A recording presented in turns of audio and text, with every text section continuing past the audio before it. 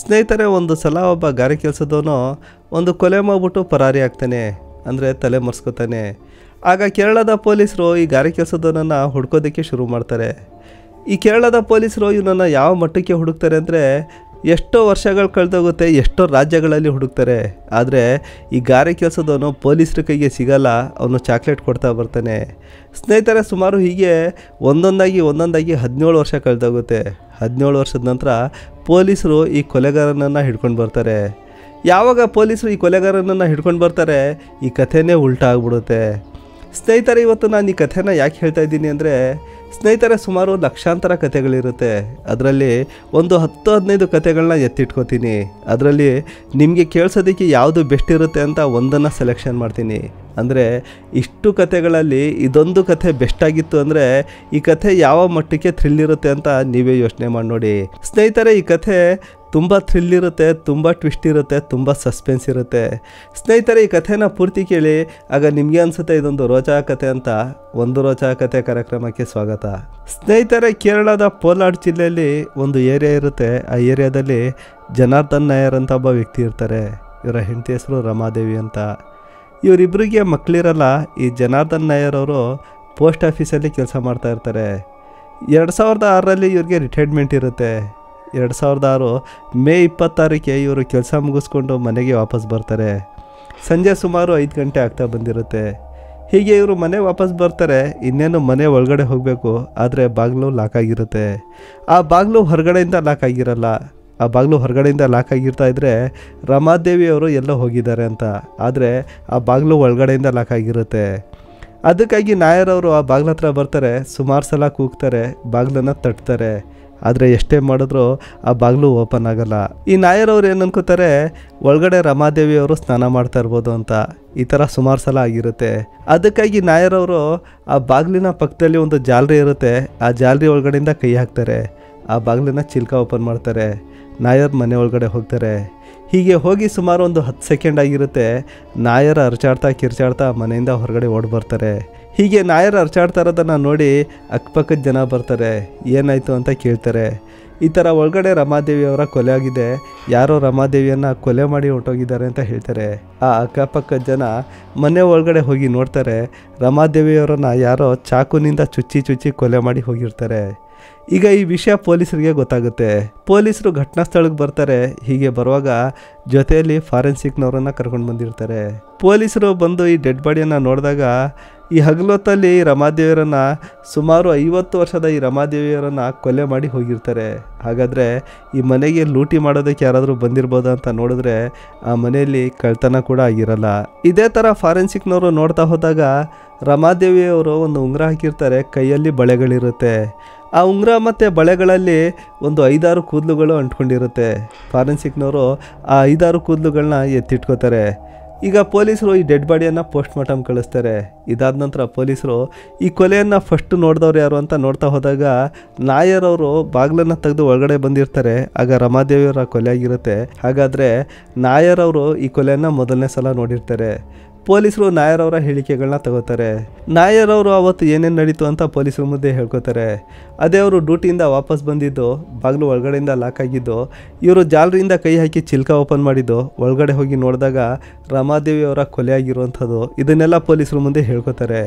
ಈಗ ಪೊಲೀಸರು ಈ ಡೆಡ್ ಬಾಡಿಯನ್ನು ಪೋಸ್ಟ್ ಮಾರ್ಟಮ್ ಕಳಿಸ್ತಾರೆ. ಆನಂತರ ಆ ಅಕ್ಕಪಕ್ಕದ ಜನರಲ್ಲಿ ವಿಚಾರಣೆ ಮಾಡ್ತಾರೆ.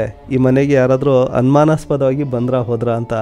ಈ ಥರ ವಿಚಾರಣೆ ಮಾಡುವಾಗ ಈ ನಾಯರ್ ಅವರ ಮನೆ ಪಕ್ಕದಲ್ಲಿ ಒಬ್ಬ ಹೆಂಗಸಿರ್ತಾರೆ. ಅವರು ಸುಮಾರು ಮಧ್ಯಾಹ್ನ 3:30-4 ಗಂಟೆ ಹೊತ್ತಲ್ಲಿ ನಾನು ಮನೆಯಿಂದ ಹೊರಗಡೆ ಬಂದಿದ್ದೆ. ಆಗ ಒಬ್ಬ ವ್ಯಕ್ತಿ ಈ ನಾಯರ್ ಅವರ ಮನೆ ಮುಂದೆ ನಿಂತಿದ್ದ. ಅವನು ಸ್ವಲ್ಪ ಗಾಬರಿಯಾಗಿದ್ದ. ಅವನು ಅತ್ತಿತ್ತ ಓಡಾಡ್ತಾ ಇದ್ದ.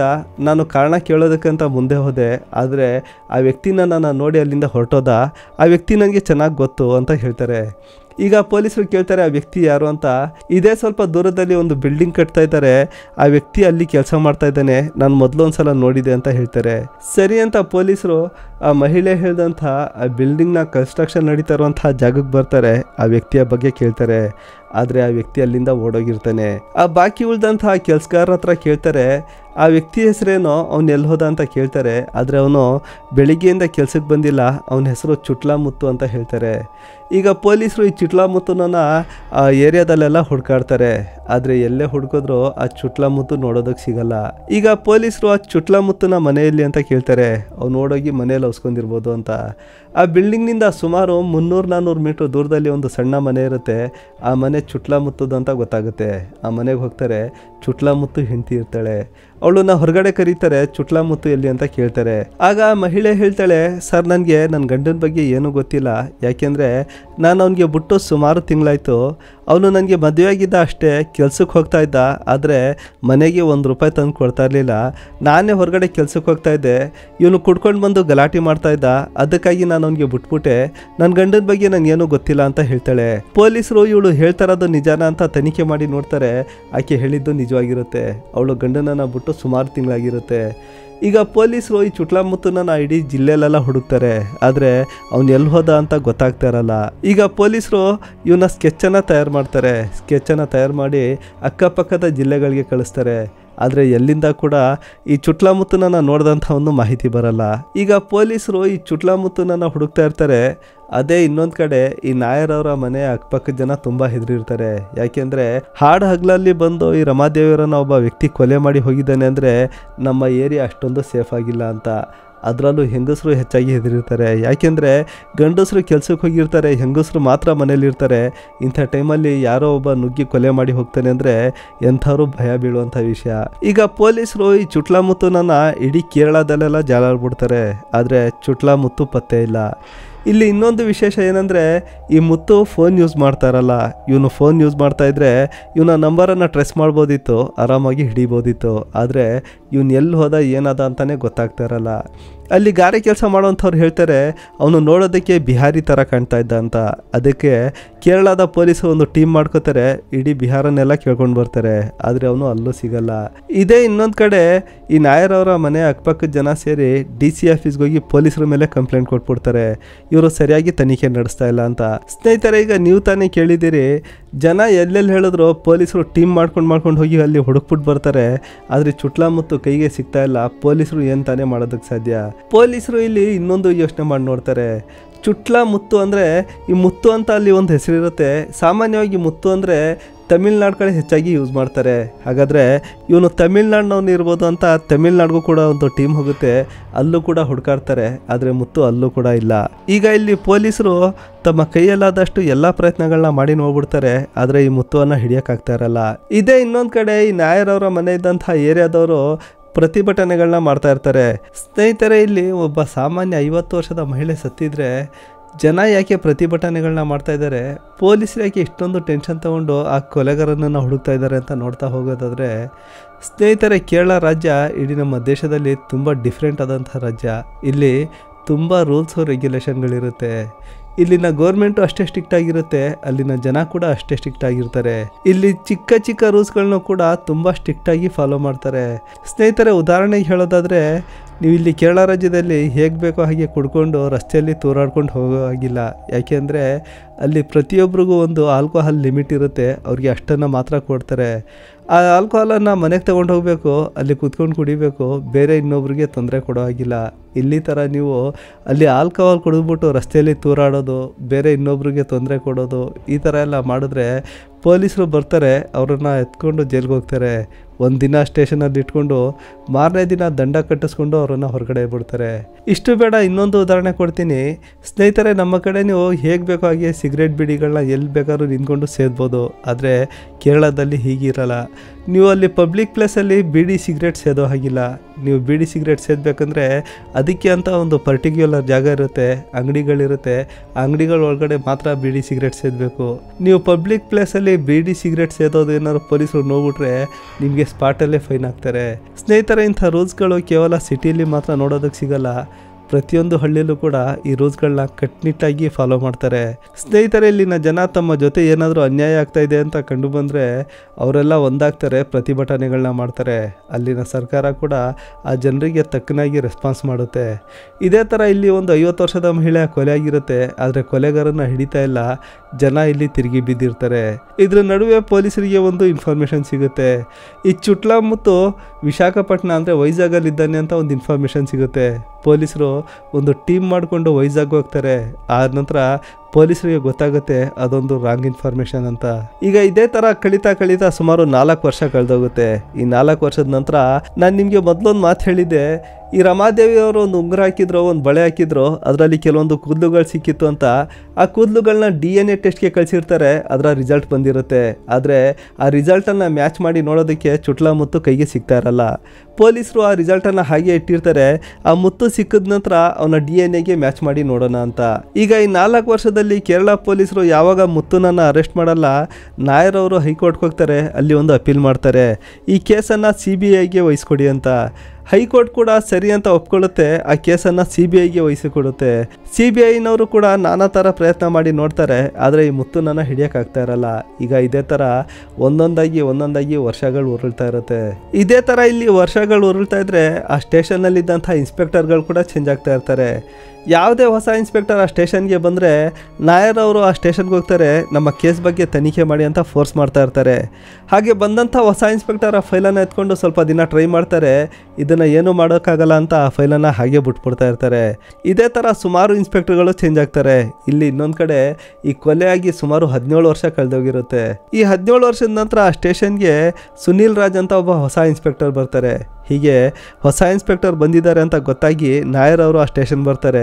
ಈ ಸುನೀಲ್ ರಾಜ್ ಅವ್ರಿಗೆ ಒಂದು ರಿಕ್ವೆಸ್ಟ್ ಮಾಡ್ತಾರೆ, ಸರ್ ಈ ಕೊಲೆಯಾಗಿ 17 ವರ್ಷ ಆಯಿತು, 17 ವರ್ಷದಲ್ಲಿ ಆ ಕೊಲೆಗಾರನ ಹಿಡಿಯೋದಕ್ಕಾಗಿಲ್ಲ, ನಾನು ನಿಮ್ಮ ಮೇಲೆ ತುಂಬ ನಂಬಿಕೆ ಇಟ್ಟಿದ್ದೀನಿ, ನಿಮ್ಮನ್ನು ನಂಬಿದ್ದೀನಿ, ಆ ಕೊಲೆಗಾರನನ್ನು ಹಿಡಿದುಕೊಡಿ ಅಂತ ಕೇಳ್ಕೊತಾರೆ. ಇಲ್ಲಿ ಇನ್ನೊಂದು ವಿಷಯ ಏನಂದರೆ, ಈ ಕೊಲೆ ಆದಾಗ ನಾಯರ್ ಅವ್ರಿಗೆ 58 ವರ್ಷ, ಈಗ ಪ್ಲಸ್ 17, ಈಗ ನಾಯರ್ ಅವ್ರಿಗೆ 75 ವರ್ಷ. ಇವರು ಇಷ್ಟೊಂದು ರಿಕ್ವೆಸ್ಟ್ ಮಾಡ್ತಾ ಇದ್ದಾರಲ್ಲ ಅಂತ ಸುನೀಲ್ ರಾಜ್ ಅವ್ರಿಗೂ ಕೂಡ ಮನ್ಸು ಕರಗುತ್ತೆ.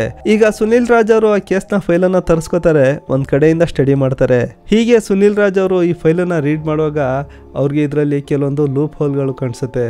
ಸ್ನೇಹಿತರೆ, ನೀವು ಈ ಸ್ಟೋರಿಯನ್ನು ಕೇಳಿದ್ದೀರಾ, ಆ ಸ್ಟೋರಿಲಿ ಒಂದು ಪಾಯಿಂಟ್ ಇದೆ, ಅದನ್ನು ನೀವು ಗಮನ ಇಟ್ಟು ಕೇಳಿಲ್ಲ. ಈ ನಾಯರ್ ಅವರು ಮನೆಗೆ ಬರ್ತಾರಂತೆ, ಬಾಗಿಲು ಒಳಗಡೆಯಿಂದ ಲಾಕ್ ಆಗಿತ್ತಂತೆ. ಇವರು ಜಾಲರಿ ಒಳಗಡೆ ಕೈ ಹಾಕಿ ಆ ಬಾಗಿಲನ್ನು ಓಪನ್ ಮಾಡಿದ್ರಂತೆ. ಹಾಗಾದರೆ ಬಾಗಿಲು ಒಳಗಡೆಯಿಂದ ಲಾಕ್ ಆಗಿತ್ತು ಅಂದರೆ ಚುಟ್ಲಾ ಮುತ್ತು ಮನೆ ಒಳಗಡೆ ಇರಬೇಕಿತ್ತು. ಅವನು ಹೇಗೆ ಬಾಗಿಲನ್ನು ಒಳಗಡೆಯಿಂದ ಲಾಕ್ ಮಾಡಿಕೊಂಡು ಹೊರಗಡೆ ಬಂದ್ಬಿಡ್ತಾನೆ. ಸ್ನೇಹಿತರೆ, ಇಲ್ಲಿ ಇನ್ನೊಂದು ವಿಷಯ ಇರುತ್ತೆ, ಚುಟ್ಲಾ ಮುತ್ತು ಕೊಲೆ ಮಾಡಿದ ನಂತರ ಅವನು ಬಾಗಿಲನ್ನು ಹೊರಗಡೆಯಿಂದ ಲಾಕ್ ಮಾಡ್ಕೊಂಡು ಹೋಗಬೇಕಿತ್ತು. ಆಮೇಲೆ ಇನ್ನೊಂದೇನೆಂದರೆ, ಈ ಕೊಲೆಗಾರ ಪರಿಚಿತ ಇವನು ಯಾಕೆ ಬಾಗಿಲನ್ನು ಲಾಕ್ ಮಾಡಿಕೊಂಡು ಬಾಗಿಲು ಹಾಕ್ಕೊಂಡು ಓಡೋಗ್ತಾನೆ. ಒಂದು ವೇಳೆ ಇವನು ಕೊಲೆ ಮಾಡ್ತಾಯಿದ್ರೆ ಬಾಗಿಲನ್ನು ತೆಗೆದಿಟ್ಟು ಓಡೋಗ್ಬೇಕಿತ್ತು. ಸ್ನೇಹಿತರೆ, ಸುನೀಲ್ ರಾಜ್ ಅವರು ಇದೊಂದು ಪಾಯಿಂಟನ್ನು ಗಮನಿಸ್ತಾರೆ. ಸುನೀಲ್ ರಾಜ್ ಅವರು ಆ ಕೊಲೆಗೆ ಸಂಬಂಧಿಸಿದಂಥ ಕೆಲವೊಂದು ಫೋಟೋಗಳಿರುತ್ತೆ. ಆ ಕೊಲೆ ಆದಾಗ ಘಟನಾ ಸ್ಥಳದ ಕೆಲವೊಂದು ಫೋಟೋಗಳನ್ನ ತೆಗೆದಿಟ್ಟಿರ್ತಾರೆ. ಅದನ್ನು ತರಿಸ್ಕೊಂಡು ನೋಡ್ತಾರೆ. ಆ ಬಾಗಿಲಿನ ಪಕ್ಕದಲ್ಲಿರುವಂತಹ ಜಾಲರಿ, ಇದನ್ನೆಲ್ಲ ನೋಡ್ತಾರೆ. ಈ ಸುನೀಲ್ ರಾಜ್ ಅವ್ರಿಗೆ ಅಲ್ಲಿಂದ ಕೈ ಹಾಕಿ ಆ ಚಿಲ್ಕವನ್ನು ಓಪನ್ ಮಾಡೋದು ಸಾಧ್ಯ ಇಲ್ಲ ಅಂತ ಅನಿಸುತ್ತೆ. ಈಗ ಸುನೀಲ್ ರಾಜ್ ಅವ್ರಿಗೆ ಕಾಡ್ತಾ ಇರುವಂಥ ಪ್ರಶ್ನೆ ಏನಂದರೆ, ನಿಜವಾಗ್ಲೂ ನಾಯರ್ ಅವರು ಆ ಜಾಲರಿ ಒಳಗಡೆಯಿಂದ ಕೈ ಹಾಕಿ ಆ ಚಿಲ್ಕ ತೆಗಿಯೋಕ್ಕಾಗುತ್ತಾ? ಈಗ ಸುನೀಲ್ ರಾಜ್ ಒಂದು ತೀರ್ಮಾನ ಮಾಡ್ತಾರೆ, ಘಟನಾ ಸ್ಥಳಕ್ಕೆ ಹೋಗಿ ಆ ಬಾಗಿಲು ಆ ಜಾಲರಿ ಹೇಗಿದೆ ಅಂತ ನೋಡ್ಕೊಂಡು ಬರೋಣ ಅಂತ ಆ ಘಟನಾ ಸ್ಥಳಕ್ಕೆ ಹೋಗ್ತಾರೆ. ಹೀಗೆ ಹೋಗಿ ನೋಡಿದ್ರೆ ಆ ಮನೆಯನ್ನು ಹೊಡೆದಾಕಿರ್ತಾರೆ, ಅಲ್ಲಿ ಒಂದು ಹೊಸ ಮನೆಯನ್ನು ಕಟ್ಬಿಟ್ಟಿರ್ತಾರೆ. ಈಗ ಸುನೀಲ್ ರಾಜ್ ಅವ್ರಿಗೆ ನಾಯರ್ ಅವರ ಮೇಲೆ ಅನುಮಾನ ಇರುತ್ತೆ, ಆದರೆ ಅದನ್ನು ಪ್ರೂಫ್ ಮಾಡಿ ತೋರಿಸ್ಬೇಕು. ಇಲ್ಲಿ ಆ ಹಳೆ ಮನೆಯನ್ನು ಹೊಡೆದು ಹೊಸ ಮನೆ ಕಟ್ಟಿರ್ತಾರೆ. ಈಗ ಅದಕ್ಕಾಗಿ ಸುನೀಲ್ ನಾಯರ್ ಅವರು ತಮ್ಮ ಸ್ಟಾಫ್ನವರನ್ನು ಕರೆಸ್ತಾರೆ. ಆ ಫೋಟೋದಲ್ಲಿ ಹೇಗಿತ್ತು ಸೇಮ್ ಹೈಟ್ನ ಒಂದು ಬಾಗಿಲು, ಆ ಬಾಗಿಲಿಂದ ಸ್ವಲ್ಪ ದೂರದಲ್ಲಿ ಜಾಲರಿ, ಇದೆಲ್ಲ ಫೋಟೋದಲ್ಲಿ ಹೇಗಿದೆ ಅದೇ ಥರ ಒಂದು ಬಾಗಿಲನ್ನು ಕಟ್ಟಿಸ್ಕೊಡಿ. ನಾಯರ್ ಅವರ ಕೈಯಲ್ಲಿ ನಿಜವಾಗ್ಲೂ ಪ್ರಾಕ್ಟಿಕಲ್ ಆಗಿ ಒಂದ್ಸಲ ಚಿಲ್ಕ ಓಪನ್ ಮಾಡಿಸಿ ನೋಡೋಣ ಅಂತ ಹೇಳ್ತಾರೆ. ಸರಿ ಅಂತ ಸ್ಟಾಫ್ನವರು ಆ ಫೋಟೋದಲ್ಲಿ ಎಷ್ಟು ಹೈಟ್ನ ಬಾಗಿಲಿತ್ತು, ಆ ಬಾಗಿಲಿಂದ ಎಷ್ಟು ದೂರದಲ್ಲಿ ಒಂದು ಜಾಲರಿ ಇತ್ತು, ಅದೇ ಥರ ಒಂದು ಖಾಲಿ ಜಾಗದಲ್ಲಿ ಒಂದು ಗೋಡೆ ಕಟ್ಟಿಸ್ತಾರೆ, ಒಂದು ಬಾಗಿಲನ್ನು ಇಡ್ತಾರೆ, ಒಂದು ಜಾಲರಿನ ಇಡ್ತಾರೆ. ಇದೆಲ್ಲ ರೆಡಿ ಆದ ನಂತರ ನಾಯರ್ ಅವರನ್ನು ಕರೆಸ್ತಾರೆ, ಆ ಚಿಲ್ಕವನ್ನು ಓಪನ್ ಮಾಡೋದಕ್ಕೆ ಹೇಳ್ತಾರೆ. ನಾಯರ್ ಅವರು ಮಾಮೂಲಿನಂತೆ ಆ ಜಾಲರಿ ಒಳಗಡೆಯಿಂದ ಕೈ ಹಾಕ್ತಾರೆ, ಆದರೆ ಚಿಲ್ಕ ಅವರ ಕೈಯಿಂದ ಸುಮಾರು ಅರ್ಧ ಅಡಿ ದೂರದಲ್ಲಿರುತ್ತೆ. ಇದನ್ನು ನೋಡಿದಾಗ ಸುನೀಲ್ ರಾಜ್ಗೆ ಮೊದಲೇ ನಾಯರ್ ಮೇಲೆ ಅನುಮಾನ ಇತ್ತು, ಈಗ ಇಲ್ಲಿ ನಿಜ ಆಗ್ಬಿಟ್ಟಿರುತ್ತೆ. ಈಗ ಪೊಲೀಸರು ನಾಯರನ್ನು ಅರೆಸ್ಟ್ ಮಾಡ್ತಾರೆ, ತಮ್ಮ ವಶಕ್ಕೆ ತಗೋತಾರೆ. ಮೊದಲು ಒಳ್ಳೆ ಮಾತಲ್ಲಿ ಕೇಳ್ತಾರೆ, ಆದರೆ ನಾಯರ್ ಬಾಯ್ ಬಿಡಲ್ಲ. ಆನಂತರ ಪೊಲೀಸರು ಸ್ವಲ್ಪ ಹಾರ್ಡಾಗಿ ವಿಚಾರಣೆ ಮಾಡಿದಾಗ ನಾಯರ್ ಆ ಕೊಲೆನ ನಾನೇ ಮಾಡಿದ್ದು ಅಂತ ಒಪ್ಕೋತಾರೆ. ಸರಿ, ಈ ಕೊಲೆನ ಯಾಕೆ ಮಾಡಿದೆ, ಈ ಕೊಲೆ ಮಾಡೋದಕ್ಕೆ ಕಾರಣ ಏನು ಅಂತ ಕೇಳಿದಾಗ ನಾಯರ್ ಹೇಳೋ ಪ್ರಕಾರ ನಾಯರ್ ಅವರ ಹೆಂಡತಿಗೆ ಅದೇ ಏರಿಯಾದ ಕೆಲವೊಂದು ಹುಡುಗರ ಜೊತೆ ಅಫೇರ್ ಇತ್ತಂತೆ. ಆ ವಿಷಯ ನಾಯರ್ಗೂ ಗೊತ್ತಿರುತ್ತೆ. ನಾಯರ್ಗೆ ರಿಟೈರ್ಡ್ ಆಗೋದಕ್ಕೆ 3-4 ದಿನ ಬಾಕಿ ಇರುತ್ತೆ. ಇದೇ ಮಾತಿಗೆ ಒಂದಿನ ಮಧ್ಯಾಹ್ನ ಸುಮಾರು 3:30-4 ಗಂಟೆ ಹೊತ್ತಲ್ಲಿ ನಾಯರ್ ಮತ್ತು ನಾಯರ್ ಹೆಂಡತಿ ನಡುವೆ ಜಗಳ ಶುರುವಾಗುತ್ತೆ. ಹೀಗೆ ಶುರುವಾದಂಥ ಈ ಜಗಳ ಹೊಡೆದಾಟಕ್ಕೆ ತಿರುಗಿಬಿಡುತ್ತೆ. ಹೀಗೆ ಈ ಹೆಂಡತಿ ಹಿಡ್ಕೊಂಡು ತನಗೆ ಹೊಡಿತಾ ಇರುವಾಗ ನಾಯರ್ ಕಿಚನ್ಗೆ ಹೋಗ್ತಾನೆ. ಅಲ್ಲಿಂದ ಒಂದು ಚಾಕು ಎತ್ಕೊಂಡು ಬರ್ತಾನೆ. ಆ ಚಾಕುನಿಂದ ತನ್ನ ಹೆಂಡತಿಯ ಕೊಲೆ ಮಾಡ್ತಾನೆ. ಹೀಗೆ ಕೊಲೆ ಎಲ್ಲ ಆದ ನಂತರ ನಾಯರ್ ಮೊದಲು ತನ್ನ ಬಟ್ಟೆಗಳನ್ನ ಚೇಂಜ್ ಮಾಡ್ತಾನೆ. ಆ ಚಾಕುವನ್ನು ಆ ಬಟ್ಟೆ ಜೊತೆ ಇಟ್ಟು ಮನೆಯಿಂದ ತುಂಬ ದೂರ ನಡ್ಕೊಂಡೋಗಿ ಆ ಬಟ್ಟೆ ಮತ್ತು ಚಾಕುವನ್ನು ಬಿಸಾಕ್ಬಿಡ್ತಾನೆ. ಅಲ್ಲಿಂದ ಮನೆಗೆ ಬರ್ತಾನೆ. ಈ ಥರ ನಾಟಕ ಆಡ್ತಾನೆ. ಪೊಲೀಸರು ಮತ್ತೆ ಈ ನಾಯರ್ಗೆ ಪ್ರಶ್ನೆ ಮಾಡ್ತಾರೆ, ಹಾಗಾದರೆ ನೀನೇ ಕೊಲೆ ಮಾಡಿ ಕೊಲೆಗಾರನನ್ನು ಅರೆಸ್ಟ್ ಮಾಡಿ ಅಂತ ಯಾಕೆ ಪ್ರತಿಭಟನೆ ಮಾಡ್ತಾ ಇದ್ದೆ ಅಂದರೆ, ಒಂದು ವೇಳೆ ನಾನು ಈ ಥರ ಪ್ರತಿಭಟನೆ ಮಾಡಲಿಲ್ಲ ಅಂದರೆ ಜನರಿಗೆ ಮೊದಲೇ ನನ್ನ ಮೇಲೆ ಸ್ವಲ್ಪ ಅನುಮಾನ ಇತ್ತು. ಅದಕ್ಕಾಗಿ ನಾನು ಕೂಡ ಅವ್ರ ಜೊತೆ ಸೇರಿಕೊಂಡು ಪ್ರತಿಭಟನೆಗಳನ್ನ ಮಾಡ್ತಾ ಇದ್ದೆ. ಒಂದಲ್ಲ ಒಂದಿನ ನಾನು ಸಿಹಾಕೋತೀನಿ ಅಂತ ಚೆನ್ನಾಗಿ ಗೊತ್ತಿತ್ತು. ಆದರೆ ನಾನು ಸಿಹಾಕೊಳ್ಳೋಕ್ಕೆ 17 ವರ್ಷ ಆಗುತ್ತೆ ಅಂತ ನಾನು ಕನಸಲ್ಲೂ ಕೂಡ ಅಂದ್ಕೊಂಡಿರಲಿಲ್ಲ. ಆದರೆ ಇವತ್ತು ಆ ದಿನ ಬಂದ್ಬಿಟ್ಟಿದೆ ಅಂತ ಹೇಳ್ತೇನೆ. ಸ್ನೇಹಿತರೆ, ಇಷ್ಟೆಲ್ಲ ಆದ ನಂತರ ಈ ನಾಯರನ್ನು ಕೋರ್ಟಲ್ಲಿ ಹಾಜರುಪಡಿಸ್ತಾರೆ. ಆದರೆ ಈ ನಾಯರ್ ಅವತ್ತು ಕೊಲೆ ಮಾಡಿದ ಅಂತ ತೋರಿಸೋದಕ್ಕೆ ಯಾವುದೂ ಕೂಡ ಸಾಕ್ಷಿಗಳಿರಲ್ಲ. ಸ್ನೇಹಿತರೆ, ಇದೇ ಕಥೆಯಲ್ಲಿ ನಾನು ನಿಮಗೆ ಒಂದು ಮಾತು ಹೇಳಿದ್ದೆ. ನಾಯರ್ ಅವರ ಹೆಂಡತಿ ಕೈಯಲ್ಲಿ ಒಂದು ಉಂಗುರ ಇರುತ್ತೆ, ಒಂದು ಬಳೆ ಇರುತ್ತೆ. ಈ ಉಂಗುರ ಮತ್ತು ಬಳೆಯಲ್ಲಿ ಕೆಲವೊಂದು ಕೂದಲುಗಳು ಸಿಹಾಕೊಂಡಿರುತ್ತೆ. ಆ ಕೂದಲುಗಳನ್ನ DNA ಟೆಸ್ಟ್ಗೆ ಕಳಿಸಿರ್ತಾರೆ. ಅವರ ಹೆಂಡತಿಯ ಕೊಲೆ ಆದ 4 ವರ್ಷದ ನಂತರ DNA ರಿಪೋರ್ಟ್ ಬಂದಿರುತ್ತೆ. ಆದರೆ ಆ DNA ರಿಪೋರ್ಟನ್ನು ಚುಟ್ಲಾಮುತ್ತು ಜೊತೆ ಮ್ಯಾಚ್ ಮಾಡೋದಕ್ಕೆ ಅಂತ ಹಾಗೆ ಇಟ್ಟಿರ್ತಾರೆ. ಈಗ ಸುನೀಲ್ ರಾಜ್ ಅವರು ಈ ನಾಯರ್ನ DNA ಟೆಸ್ಟ್ ಮಾಡಿಸ್ತಾರೆ. ಆ ಕೂದಲಿನ DNA ರಿಪೋರ್ಟ್ ಜೊತೆ ಮ್ಯಾಚ್ ಮಾಡಿ ನೋಡ್ತಾರೆ. ಇದಾದ ನಂತರ ನಾಯರ್ 100-100 ಸಿಹಾಕೋತಾನೆ. ಸ್ನೇಹಿತರೆ, ಇಲ್ಲಿ ತುಂಬ ಚಿಕ್ಕ ಒಂದು ಪಾಯಿಂಟ್ ಇರುತ್ತೆ. ಆದರೆ ಆ ಪಾಯಿಂಟ್ ಮೇಲೆ ಯಾರಿಗೂ ಗಮನ ಹೋಗಲ್ಲ. ಈ ನಿಜವಾದ ಕೊಲೆಗಾರನ ಹಿಡಿಯೋದಕ್ಕೆ ಸರಿಯಾಗಿ 17 ವರ್ಷ ಕಳೆದೋಗುತ್ತೆ. ಸ್ನೇಹಿತರೆ, ಈ ಕಥೆನ ಕೇಳಿದ ನಂತರ ನೀವು ಸ್ವಲ್ಪ ಲೈಟಾಗಿ ಯೋಚನೆ ಮಾಡ್ತೀರಾ, ಇಷ್ಟು ಚಿಕ್ಕ ಪಾಯಿಂಟ್ ಆ ಪೊಲೀಸರಿಗೆ ಯಾಕೆ ಗೊತ್ತಾಗಲಿಲ್ಲ ಅಂತ. ಮನೆ ಬಾಗಿಲು ಒಳಗಡೆಯಿಂದ ಲಾಕ್ ಆಗಿತ್ತಂತೆ. ಆ ಕೊಲೆಗಾರ ಮನೆ ಬಾಗಿಲನ್ನ ಒಳಗಡೆಯಿಂದ ಲಾಕ್ ಮಾಡಿಕೊಂಡು ಓಡೋಗಿದ್ದಂತೆ. ಇದು ಹೇಗೆ ಸಾಧ್ಯ ಅಂತ ಪೊಲೀಸರಿಗೆ ಗೊತ್ತಾಗಲಿಲ್ವ ಅಂತ ನೀವು ಯೋಚನೆ ಮಾಡಿರ್ತೀರಾ. ಆದರೆ ಸ್ನೇಹಿತರೆ, ನಾನು ಕಥೆನ ಹೇಳೋದಕ್ಕೆ ಶುರು ಮಾಡಿದಾಗ ನೀವು ಕೂಡ ಕಥೆನ ಕೇಳಿರ್ತೀರಿ, ನೀವು ಕೂಡ ಈ ಪಾಯಿಂಟನ್ನು ಗಮನಿಸಿರ್ತೀರಿ. ಆದರೆ ಆ ಬಾಗಿಲನ್ನ ಒಳಗಡೆಯಿಂದ ಲಾಕ್ ಮಾಡಿ ಆ ಚುಟ್ಲಾಮುತ್ತು ಹೊರಗಡೆ ಹೇಗೆ ಬಂದ ಅಂತ ನೀವು ಕೂಡ ಯೋಚನೆ ಮಾಡಿಲ್ಲ ಅಂತ ಅನ್ಕೋತೀನಿ. ಸ್ನೇಹಿತರೆ, ಇದೇ ಒಂದು ಸಣ್ಣ ಪಾಯಿಂಟನ್ನು ಕಂಡುಹಿಡಿಯೋದಕ್ಕೆ 17 ವರ್ಷ ಕಳೆದೋಗುತ್ತೆ. 17 ವರ್ಷದ ನಂತರ ಸರಿಯಾದ ಒಬ್ಬ ಇನ್ಸ್ಪೆಕ್ಟರ್ ಬರ್ತಾನೆ. ಆ ಚಿಕ್ಕ ಪಾಯಿಂಟನ್ನು ಹಿಡಿದು ಕೊಲೆಗಾರನವರೆಗೆ ಬಂದು ತಲುಪ್ತಾನೆ. ಸ್ನೇಹಿತರೆ, ಇಷ್ಟೇ ಇವತ್ತಿನ ಕಥೆನ ಇಲ್ಲಿಗೆ ಮುಗಿಸೋಣ. ನಮ್ಮ ಕಥೆ ನಿಮಗೆ ಇಷ್ಟ ಆದರೆ ಒಂದು ಲೈಕ್ ಮಾಡಿ, ಹೊಸಬರಾದರೆ ಸಬ್ಸ್ಕ್ರೈಬ್ ಮಾಡಿ. ಹಾಗೆ ಈ ವಿಡಿಯೋನ ಫೇಸ್ಬುಕ್ಕಲ್ಲಿ ನೋಡ್ತಾ ಇದ್ರೆ ಒಂದು ಲೈಕ್ ಮಾಡಿ, ಚಾನಲನ್ನು ಫಾಲೋ ಮಾಡಿ. ನಮಸ್ಕಾರ.